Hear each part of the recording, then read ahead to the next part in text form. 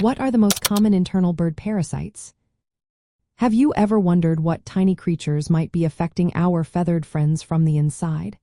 Internal parasites can pose serious health risks to birds, and understanding them is key to effective rehabilitation and conservation efforts.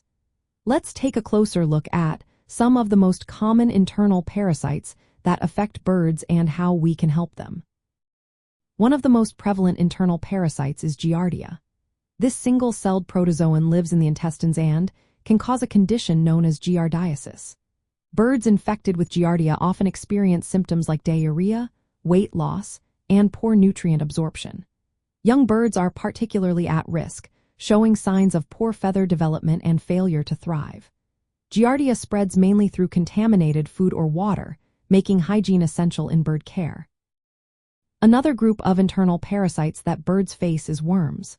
Various types of worms can infect birds, each targeting specific areas within their bodies. Spiroroids, which include eye, gizzard, and stomach worms, can cause irritation and even serious health issues.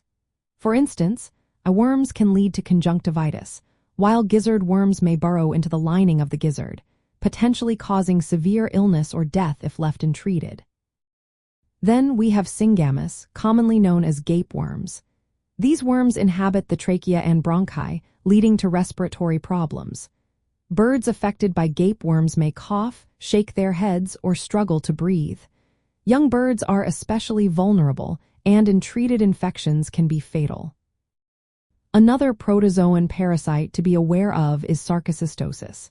This parasite can cause lethargy, weakness, and respiratory distress. While it is not contagious between birds, it can spread through infected feces in the environment, often involving insects as carriers. In the context of bird rehabilitation, identifying and treating these internal parasites is vital.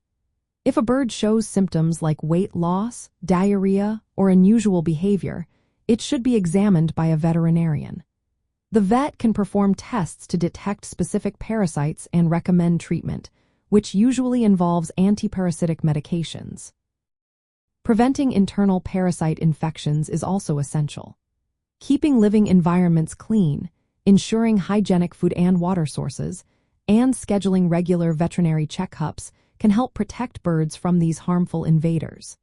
In rehabilitation settings, careful monitoring and early intervention are key to ensuring that recovering birds do not suffer from parasite infestations.